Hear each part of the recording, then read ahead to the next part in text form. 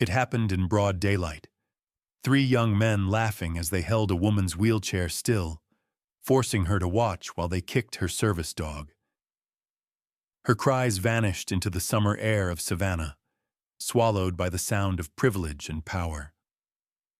"Stop!" she pleaded once. No one came. Her name was Clara Hensley, 30 years old, a painter whose hands spoke what her legs could not.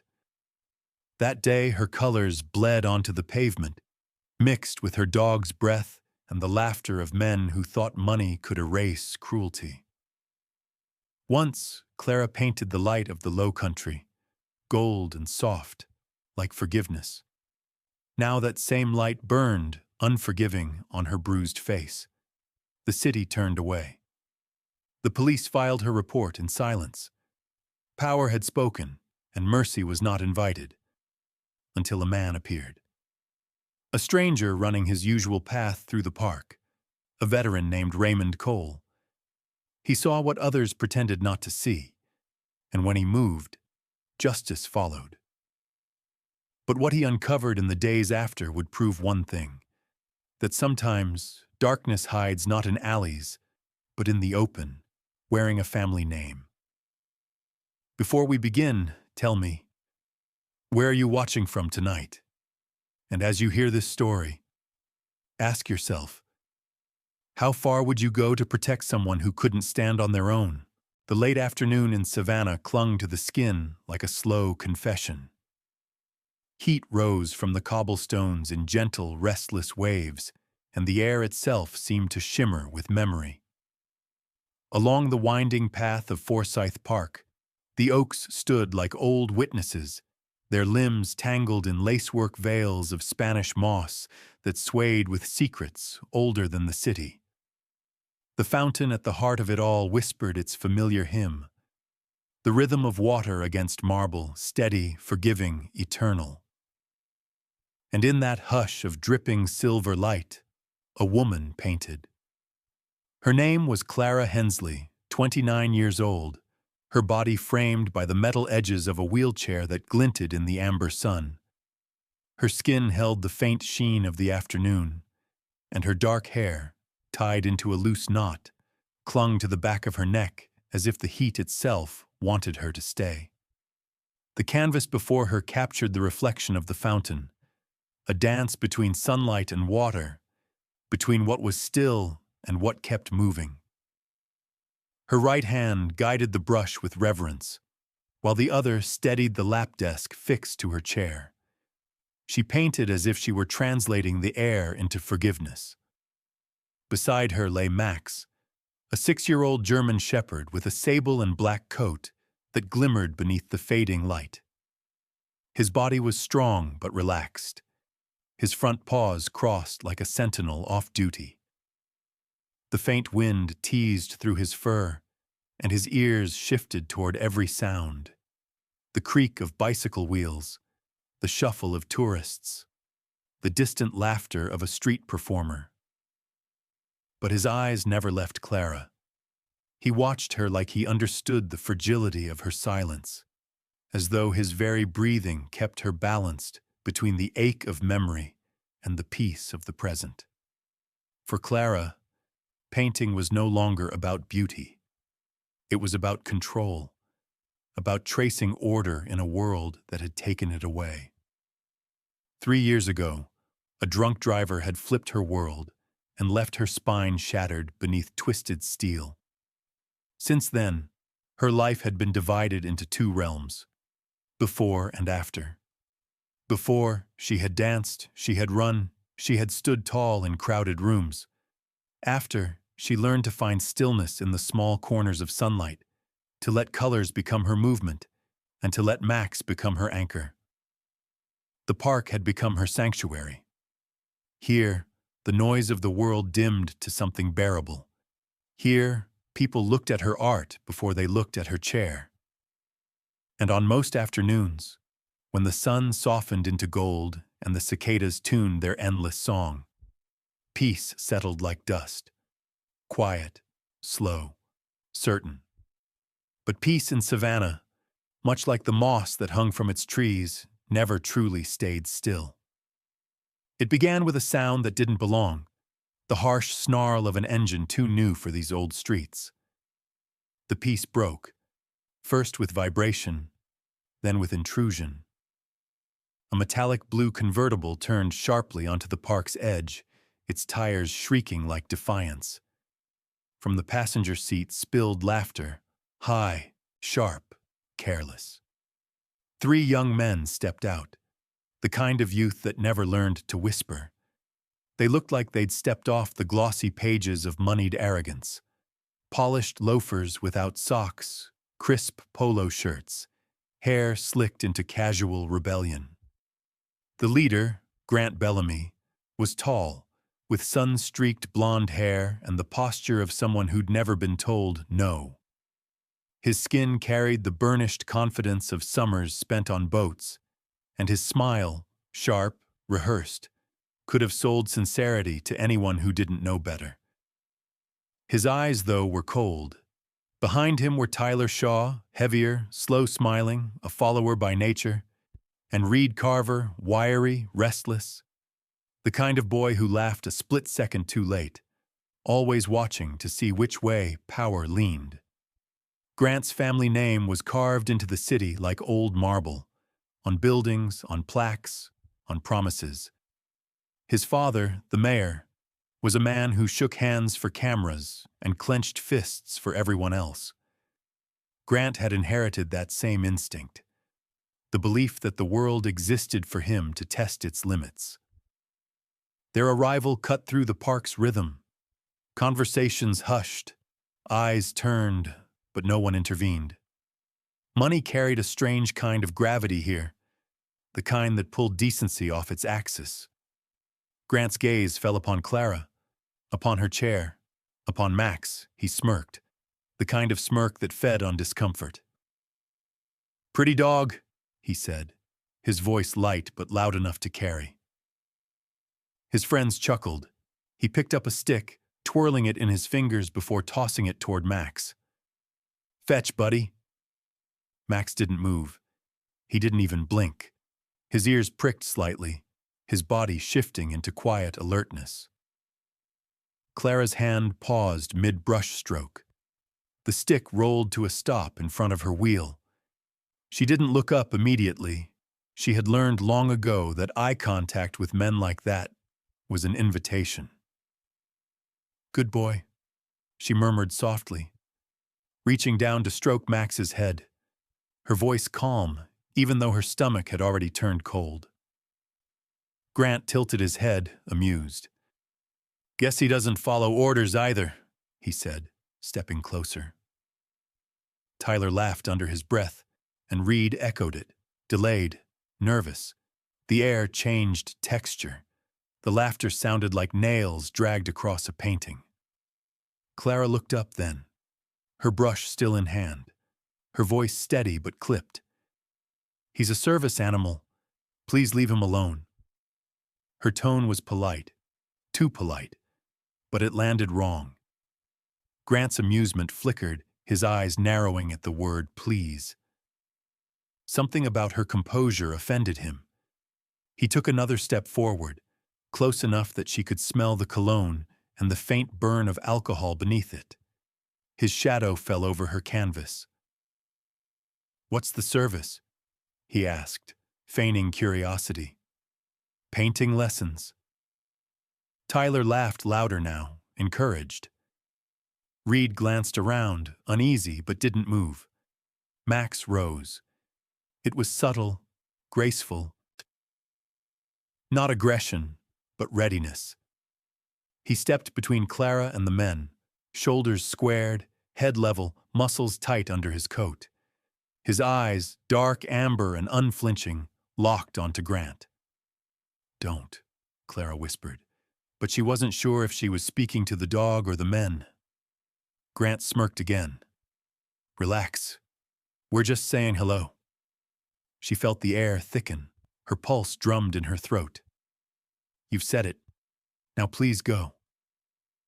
For a heartbeat, something in Grant's face cracked, amusement giving way to disbelief. No one ever told him to go. least of all someone sitting down. The smirk vanished, replaced by a look that was colder, meaner. He reached into his pocket, pulling out a silver flask, taking a slow sip before flicking the cap toward Max. It hit the dog's nose with a soft ping. Max yelped, more shock than pain, but the sound sliced through Clara like glass. She flinched, voice breaking. "Stop it!" Grant tilted his head, pretending to listen. "You hear that, boys? She wants us to stop." His grin returned, cruel and small. He took a step closer, his shadow now swallowing both woman and dog. "Maybe she needs to learn some manners." Tyler hesitated. Reed froze. The fountain's whispering water suddenly sounded like it was holding its breath. Then, without warning, Grant's leg swung. His boot connected with Max's ribs, a dull, solid thud that seemed to echo across the marble. The dog collapsed sideways with a strangled whine, the air punched from his lungs. For a moment, time fractured. Clara's brush fell, her hands trembling. She tried to wheel forward, but the shock anchored her in place. The park, her cathedral, her sanctuary, had turned into a coliseum. And the world, as always, just watched. A few hundred yards away, through the silver blur of heat rising from the pavement, a man runs.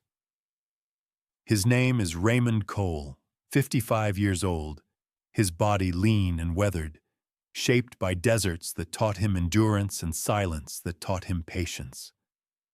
The sun glances off his skin, catching the faint scars along his forearms like small, unfinished stories. His breathing is measured, even, the rhythm of a soldier who has spent decades obeying the metronome of survival. For years, he carried out orders without question. Now, retired, the only orders he obeys are the ghosts still whispering in the back of his mind. Savannah's peace, everyone said, would heal him. But the calm only sharpened the noise inside. He moves through the park's narrow trail, gravel crunching under his boots, the sweat on his neck mixing with the salt of an afternoon breeze. The sky hangs low, a bright blur above the old rooftops, and the smell of the river drifts inland, faint but constant, like a memory refusing to fade. He runs not for health, not for discipline, but to stay ahead of thought, the kind of thought that creeps in when you slow down, the kind that asks too many questions about those you couldn't save. Then, without warning, the world cracks open. A sound, sharp, piercing, raw, cuts through the rhythm of his stride. It's a cry no soldier ever forgets. Pain, loyalty, and fear bound together in one single breath. A dog's cry. Then a scream, high and breaking. Human this time, young, desperate. His heart jolts. Instinct replaces thought. Raymond doesn't stop to reason. The body remembers what the mind tries to forget. His feet pivot on the dirt path. His arms swing forward. His pulse rises not from fear, but from purpose. The hedge ahead blurs. He leaps over it, the grass brushing his knees as he lands with the precision of someone who has leapt into worse places before. The sound draws him like a compass through the sunlight, down the slope, past the old marble benches, toward the fountain where the stillness of the day has turned wrong. The scene unfurls in fragments, fast, merciless. 3 men, young, built on arrogance and wealth, their laughter curdled into something uglier. A woman in a wheelchair, motionless, her paintbrush fallen, the colors bleeding across the grass. A German shepherd lying beside her, chest heaving, his flank rising and falling unevenly. The distance between them is small, but in that instant, it feels like a war zone. He doesn't call out, doesn't warn. The voice of command, once his greatest weapon, is now the calm before action. His steps break into a charge. The first man doesn't see him coming. only feels the sudden grip, the air crushed from his lungs, his own laughter strangled mid-sound. Raymond's arm locks around the throat, precise, efficient, like an old reflex finding its mark after years asleep. The man collapses, eyes wide, disbelief mixing with panic. The second one turns, too late. Raymond pivots, weight balanced on the ball of his foot, the movement fluid as breath. His fist finds the ribs, a sharp, controlled strike, not fueled by rage but by discipline. The man folds inward, body curling around pain like a secret. The third stands frozen. Grant Bellamy, the one with power in his name and cruelty in his posture. His shirt gleams too white against the dust. His eyes, until now a mirror of mockery, suddenly flicker with something he's never tasted. Fear. The veteran steps closer, slow, deliberate, the sun catching the sweat across his temples, turning him into a silhouette carved from resolve. Raymond doesn't need words to own the silence, but still one escapes, low, measured, final. Pick him up. Leave. The world holds its breath. Even the cicadas, shrill and endless a moment ago, seem to fall silent. The three men hesitate, the air heavy with disbelief, and for the first time, the sound of their privilege means nothing. One hauls the other to his feet. The third stumbles backward, the arrogance drained from his walk. Their car door slams, and the echo rolls through the trees like the end of a storm. Then, there is only quiet. Clara sits motionless by the fountain. The brush lies at her feet. The streak of red across the canvas now drying into something that looks like blood. Her hands tremble, but her eyes, those clear painter's eyes, follow the man now kneeling beside her dog. Max lies curled, ribs shuddering, the rhythm uneven but alive. Raymond's hand moves with the tenderness of someone who has patched too many wounds to ever rush again. His palm presses lightly over the dog's flank. His breath steadies to match the animal's fragile pulse. The dog's ear flicks once, as if recognizing the steadiness of that touch. Soldier to soldier. The woman whispers something, too faint to hear. He doesn't answer. He doesn't need to. He lowers his head, his expression unreadable in the half-light. His other hand brushes the fur along Max's side, careful not to touch the bruise spreading beneath. For a moment, the park seems to fold inward. The fountain's water glints like shards of mercy scattered on the marble. A child's ball bounces nearby, rolls to a stop against a root, then drifts away. The ordinary world continues. Joggers, car horns, the chatter of lives untouched. But in this small circle beneath the oaks, time stands still. Raymond's shoulders rise and fall, the weight of habit and history pressed into one quiet motion. He exhales, the sound barely audible, a sigh mixed with memory. Then, soft enough to belong to prayer, his words find the space between them. You held your ground, soldier. The wind stirs. A leaf falls onto the canvas beside them, resting gently in the smear of red. Clara's eyes close. The air smells of river and paint and something older, something like grace, half broken, half born.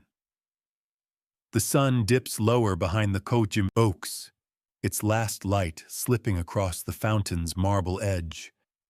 And for the first time in years, Raymond feels stillness, not peace but purpose, the kind that never asks to be named. Night settles over Savannah like a quiet verdict, the kind that never needs to be spoken. The city's old lamps hum faintly outside the Savannah Veterinary Hospital, their halos trembling in the heat that refuses to leave even after sundown.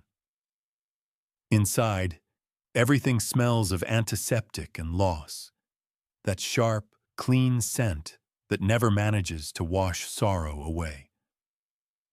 Clara sits alone beneath the sterile fluorescence, her wheelchair angled toward the glass door where a faint rhythm, the rise and fall of Max's breathing, marks the passing of each minute.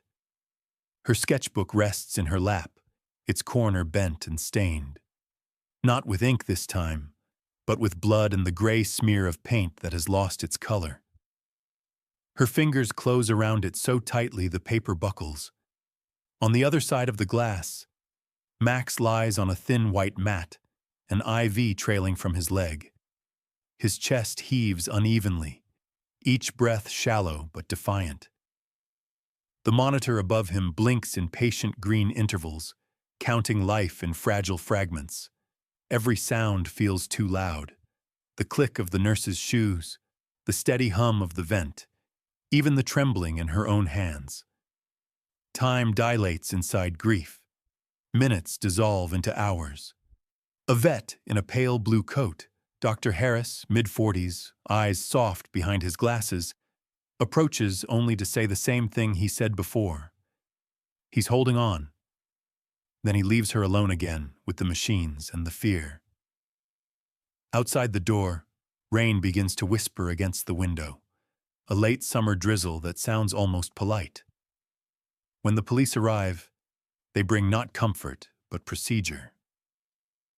2 officers enter, one young, alert, the other older, already tired of the world. Their radios buzz faintly at their belts, static murmuring between words. The older man asks for her statement, his pen tapping the clipboard in an impatient rhythm. Clara explains what happened, the laughter, the car, the blow, her voice thin, controlled, as though she's still afraid of being too loud. The officer writes, his pen slowing only when he reaches the name. Grant. Bellamy? His tone flattens, a mix of disbelief and caution. The younger officer glances over, eyebrows raised. A pause, a shift in air pressure. Then a mutter, low, almost rehearsed. That's the mayor's boy. Something changes after that. The questions grow shorter, the handwriting smaller. The pen stops scratching mid-page. The form is folded neatly, clipped shut with the soft click of bureaucracy. We'll look into it, the older man says, but it's not a promise. It's punctuation. They leave the same way they came, the door shutting with the finality of a verdict. Justice has not entered the room, only procedure has. Clara stares at the door long after they're gone. The rain outside has grown heavier now, running in veins down the glass, dividing the world into the safe and the forgotten. Her reflection merges with Max's faint outline through the window, as if their shapes have blurred into one. She wipes her face with the back of her hand and tastes salt and antiseptic on her skin. When midnight comes, the hospital changes character. The nurses speak in whispers. The lights dim to half their brightness, as if the building itself wants to rest. Max's breathing steadies but remains fragile, the sound of a soldier refusing to surrender. Clara leans forward, her chin resting lightly on her folded hands. She tells herself she will stay awake, but exhaustion makes its own decisions. Her eyelids grow heavy, her grip on the sketchbook loosens. Then, the phone. A vibration at first, soft and intrusive, breaking the rhythm of the machines. She fumbles in her bag, answers before she thinks. A man's voice. Smooth, practiced, the kind that spent a lifetime speaking for others. Miss Hensley, he begins, calm, polished, carrying the faint echo of money. I'm calling on behalf of the Bellamy family. There's been a misunderstanding. She doesn't reply. The silence stretches between them, weighted, like the pause before a verdict is read. The man continues, unbothered. He offers apologies in the shape of transactions. The vet bills, of course, all expenses covered. A courier could arrive in the morning with paperwork to ensure peace for everyone involved. Beneath his civility hums a warning, a world that expects gratitude for mercy while erasing the wound it caused. Clara's breath steadies. She says no.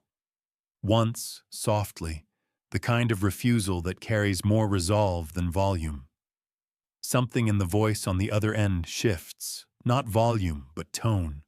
The smoothness turns brittle. That would be, unfortunate, he says finally, each word slower than the last. I understand your studio lease is downtown, yes? It would be a shame if the landlord reconsidered your terms. The call ends before she can respond. The screen dims to black. The silence after feels colder than the threat itself. For a long time she sits there, the phone still in her hand, staring at her reflection in the glass wall. Her face looks older under the fluorescent light, pale, hollow-eyed, framed by shadows that don't belong to her. The world outside the window feels enormous, but her part in it feels smaller than ever. She wants to believe in fairness, in the idea that decency still outweighs power. But the truth presses closer, heavy as humidity. In this city, names hold more weight than justice, and hers has none. Max shifts behind the glass. His paw moves slightly, scraping against the steel edge of the table. It's a small sound, barely audible, but it breaks her trance. Clara leans forward until her forehead touches the glass, her breath fogging the surface. We're still here, she whispers, not as hope, but as fact.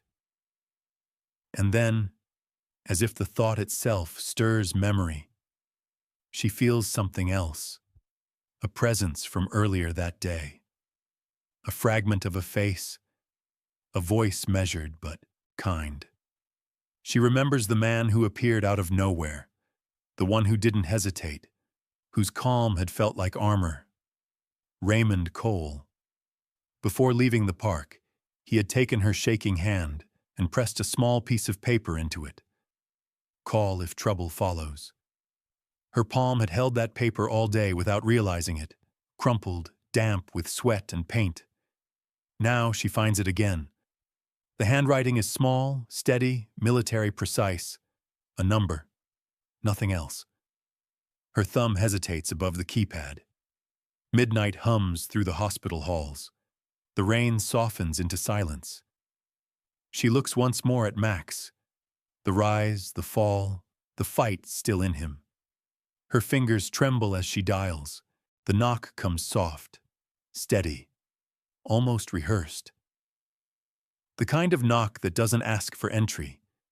It measures the silence behind the door first. 10 minutes after her call, Raymond Cole stands at the threshold of Clara's small downtown studio.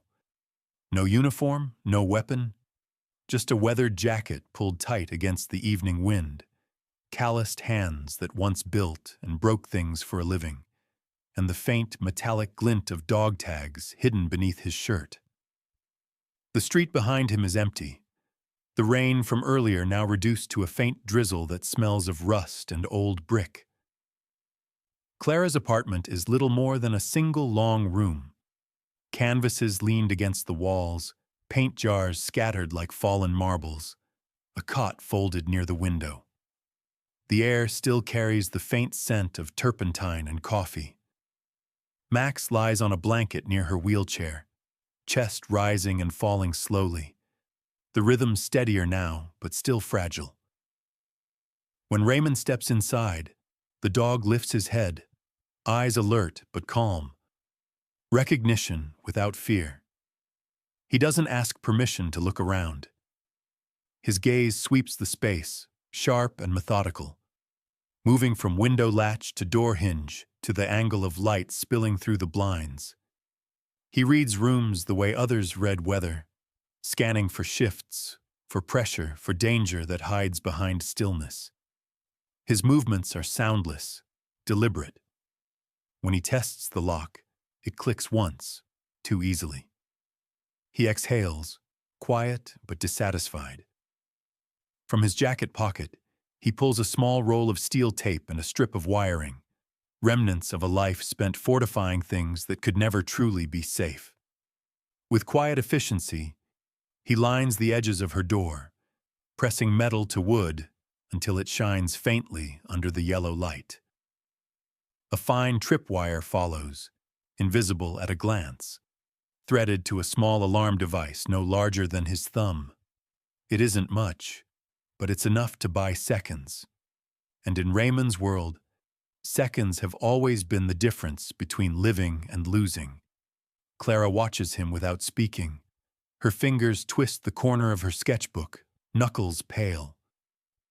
There's something both comforting and unsettling about the precision of his work, the calmness of someone who's prepared for things to go wrong. When he finishes, he straightens, wipes his hands on his jeans, and glances toward the clock on the wall. "Eat," he says simply. "You can't fight fear on an empty stomach." Food arrives 20 minutes later. Sandwiches wrapped in paper, still warm, delivered by a teenager with sleepy eyes. Raymond leaves a bill on the counter and doesn't wait for change. They eat without conversation, the quiet thick but not uncomfortable. Max shifts once, pressing his head against Clara's footrest, his loyalty as constant as breath. Outside, the city exhales. Neon signs flicker along the wet street, their reflections sliding across the window glass like restless ghosts.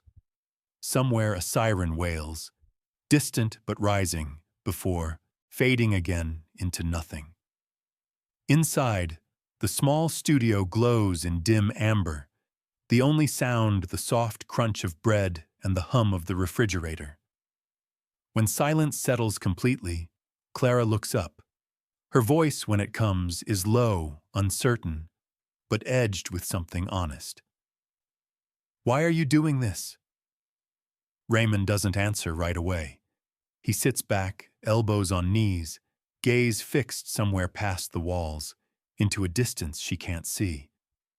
When he finally speaks, the words carry the weight of memory rather than confession. "Because I've seen that look before," he says, quiet, almost ashamed. The look of a man who hurts what he can't understand. His eyes meet hers, not for long, but long enough. There's no heroism in them, only recognition. The kind that makes two strangers suddenly feel less alone in their damage.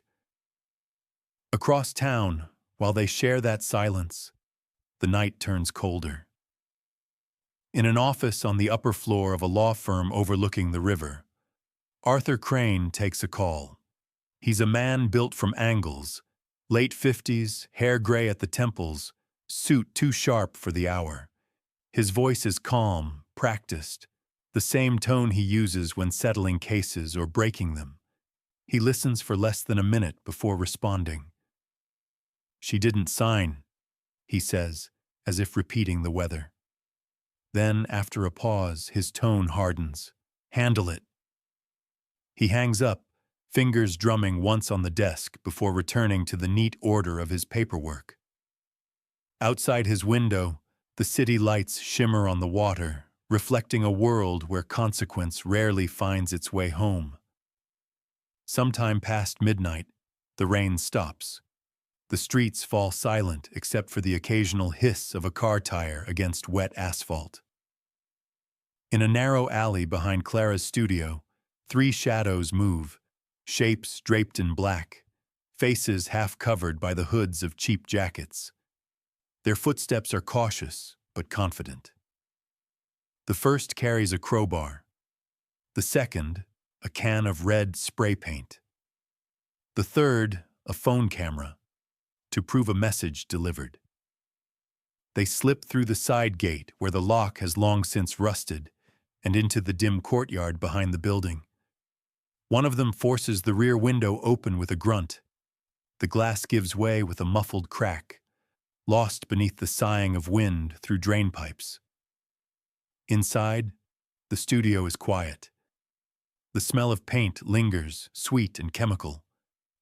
The dog stirs once, sensing something, but exhaustion weighs him down. Within minutes, the quiet becomes chaos. Canvases rip like fabric under tension, the sound raw and final. Paint jars shatter across the floor, bleeding color into the cracks between tiles. Brushes snap. The red spray hisses as words appear on the white wall. Uneven, hurried, furious.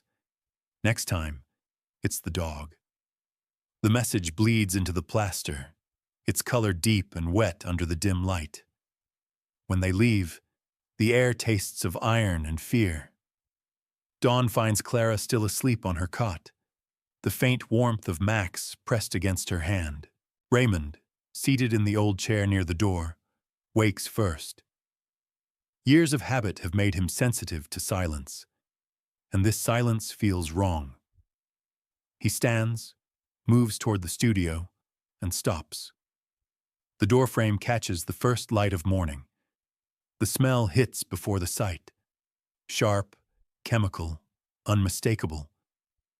Then, through the half-open door, he sees it. The ruin. The canvases shredded into ribbons. The floor streaked with color that looks too much like blood. The wall shouting its message in dripping red. For a long time, he doesn't move. His jaw tightens, the muscle twitching once, then stilling. Behind him, Clara stirs awake, unaware yet of the world that has fallen apart while she slept.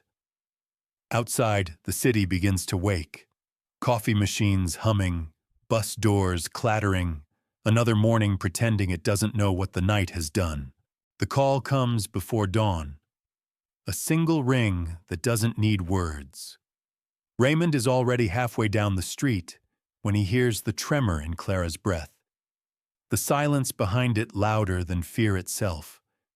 By the time he reaches her studio, the city is still half asleep, the horizon bruised with early light. The smell hits him first. Paint, metal, and something sharp. Fear made tangible. The front door hangs slightly ajar. The steel tape he'd set peeled back like an accusation.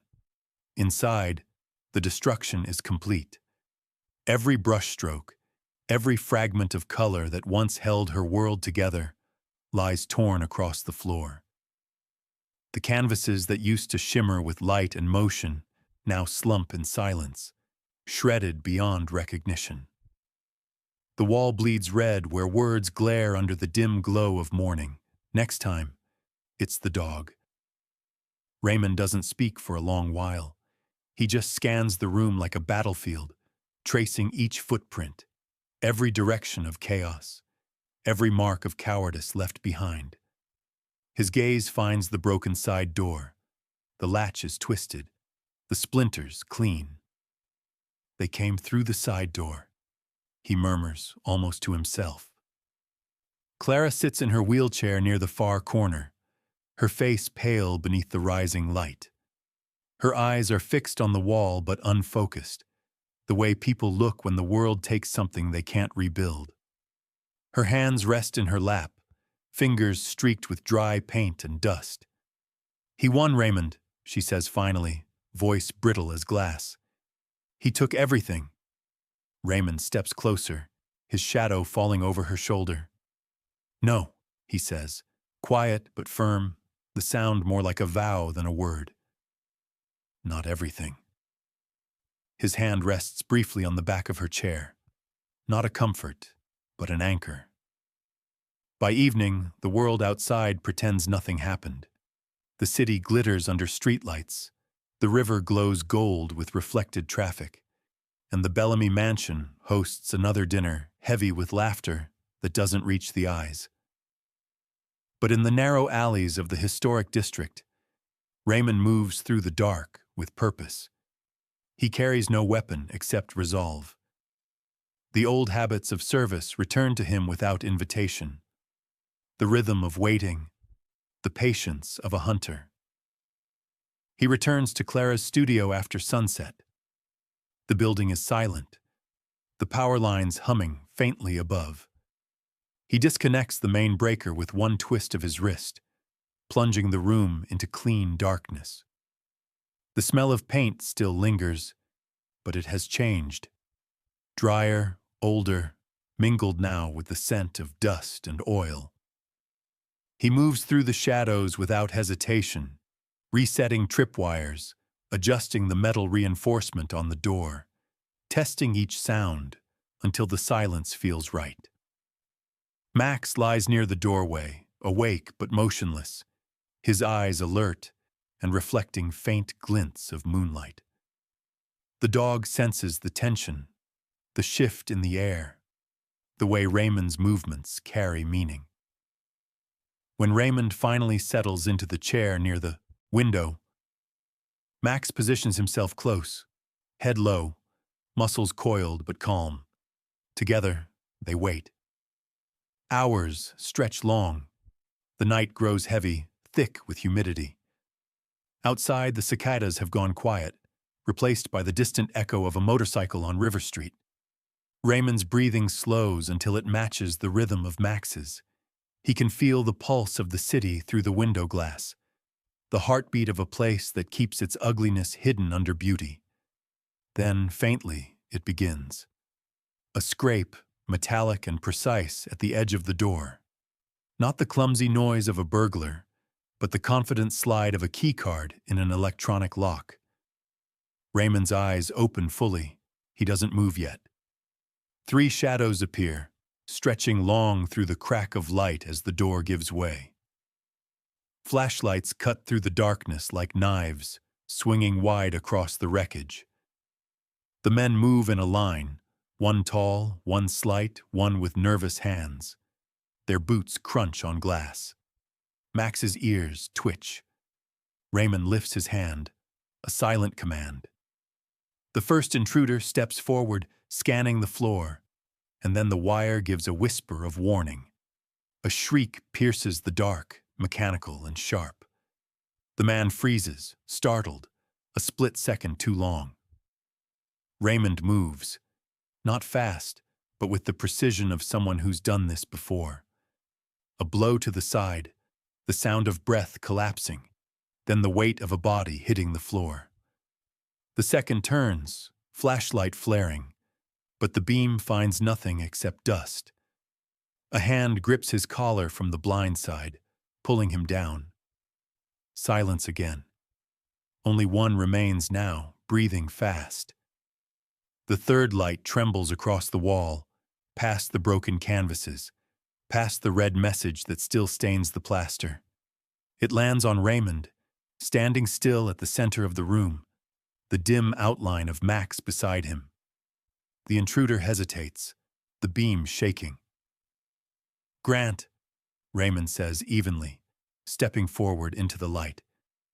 For a heartbeat, there's confusion, disbelief, then recognition. The young man's bravado drains out of him as quickly as the color from his face. His friends lie bound in the corner, wrists secured with their own belts, the air thick with the sound of their muffled groans. Grant Bellamy, the mayor's son, the boy who never had to answer to consequence, stands alone now, flashlight trembling in his manicured hand. The overhead lights blaze on with a hard snap. The sudden brightness exposes everything. The mess, the fear, the sweat. Raymond stands unmoving, his face calm but cold. The old scars on his forearms catching the light like pale silver veins. He doesn't need to raise his voice. When he finally speaks, the words fall heavy in the air, low and unshakable. "You came for a woman who couldn't stand," he says. "But she stood taller than you ever will." Grant's jaw tightens, but there's no defiance left. Behind him, the faint wail of sirens begins to rise, a slow-building sound that grows closer with every second. Blue and red lights flare against the window glass, spilling color across the ruined walls. For once, power does not shield him. The police break through the front door, weapons raised, orders shouted. Raymond doesn't move. He only steps aside, letting the light fall where it belongs. Grant Bellamy lowers his head, blinded by the glare. His friends are hauled upright, their arrogance gone, replaced by the hollow silence of realization. Raymond says nothing more. His gaze follows the officers as they lead them out. His expression unreadable, not triumph, not vengeance, only a quiet fatigue that comes from knowing justice, when it finally arrives, always costs something unseen. When the last light fades, Raymond kneels beside Max, running a hand over the dog's neck, feeling the steady heartbeat beneath the fur. "It's done," he whispers, though he isn't sure for whom he says it. For Clara, for Max, or for the part of himself that still believes peace can follow war. Outside, dawn begins again, slow and uncertain, painting the shattered studio in the faintest promise of gold. Morning comes gently to Savannah, as if the city itself has decided to exhale. The fog that once clung to the river has thinned into soft ribbons of silver, drifting low between the oaks where Spanish moss sways like tired lace. The newspapers, still damp from the presses, rest in uneven stacks on corner stands. Headlines whisper the same truth in different fonts. 3 sons of privilege, caught in something too public, too undeniable to be buried beneath influence or wealth. The story spreads like wildfire, carried by curiosity and quiet satisfaction. But not every name finds the page. Raymond's doesn't. At his request, it stays where it belongs, between those who saw, those who knew. He has never been a man who sought applause. In the quiet arithmetic of his life, fairness is its own reward, and silence its own honor. While the city murmurs and judges, he spends his mornings walking along the marsh, where herons wade in still water, and the air smells of salt and pine. The world has resumed its order, yet he knows that balance never truly stays. It only shifts from hand to hand, waiting to be held again. Weeks slip by. The studio that once bore the wounds of cruelty now hums softly with renewal. The glass has been replaced, the floors cleaned, the air brightened by the faint scent of turpentine and jasmine. Clara paints again. Her hands, once trembling with anger and loss, move now with the steady rhythm of forgiveness. On the canvas before her, morning light spills through the brushstrokes, an old oak rising beneath a pale sky, a soldier's silhouette at its roots, and beside him, a loyal dog looking outward as though guarding something unseen. The scene glows, not with triumph, but with peace reclaimed inch by inch. Beneath her chair, Max lies curled, his ribs healed, his breath even. The once scarred fur along his side now shines in the sunlight that filters through the tall windows. Every so often, his tail stirs, a slow, unhurried wag that answers some private melody in the air. Outside, the city hums with its usual rhythm. Car engines, church bells, laughter carried from a cafe 2 streets away. But inside the studio, the noise of the world softens into the hush that artists and soldiers both understand. The sound of work that has meaning. When Raymond arrives, it's without announcement. His steps are quiet, measured. He lingers by the doorway for a moment, eyes tracing the room that once reeked of fear. Now it smells of paint and sunlight. His hands remain in his pockets, and his gaze finds the canvas before her. There's something reverent in the way he looks, as if he recognizes in her art the same discipline he once gave to duty. Clara senses him before she sees him. Her shoulders relax, and she doesn't need to turn around to know he's there. For a time, neither speaks. The silence between them is not heavy anymore. It's companionable, filled with the small, invisible threads that tie one survivor to another. When she does look back, Her expression carries the faint trace of a smile, not of gratitude, but of understanding. "You never told me your motto," she says softly, breaking the quiet not with curiosity, but with grace. Raymond's reply comes slow, deliberate, as if the words had waited years to be spoken aloud. He glances at Max first, the steady eyes, the quiet loyalty, then back at her. "It's simple," he says. "We don't save people. Sometimes they save us." For a moment, the room holds still. Sunlight spills through the window, dust motes drifting like ash and gold in its beam. Then, slowly, Raymond turns toward the open doorway. He pauses, his silhouette framed by the soft brightness outside, the curve of the live oaks swaying gently beyond the glass. Max lifts his head, eyes following him until he disappears into the glow. He walks beneath the Spanish moss, the sound of his boots muted by the damp earth. The wind stirs through the branches, carrying the faint rhythm of paintbrushes behind him. The sound of something being mended, not forgotten. There's no music, no applause. Only the quiet harmony of a city returning to itself. In the end, Savannah remains what it has always been. Beautiful, flawed, forgiving in its own slow way. Somewhere, a woman paints, a dog sleeps, and a soldier finds peace not in victory, but in the knowledge that decency, once defended, can still endure. The world does not announce its redemption. It breathes it quietly through people who act without witness. And for those who listen closely, beneath the whispering oaks, you can still hear it. The sound of grace returning home.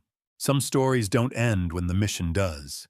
They linger, like footprints in soft earth, or a name whispered by the wind long after the world has moved on. In those quiet spaces, between one breath and the next, we remember that courage isn't always loud, and kindness doesn't always need an audience. There are people, and sometimes animals, who walk beside us, carrying a strength so gentle we almost miss it. They don't fight for medals or glory. They fight for moments, a life spared, a hand lifted, a bit of light returned to the places that forgot how to shine. Loyalty, mercy, the kind of love that asks for nothing in return. These are the things that keep this world from falling apart. So if you ever see someone standing quietly when others turn away, look closer. You might be witnessing the last, truest form of heroism. Because sometimes, the bravest hearts are the ones that never announce themselves. They just keep walking.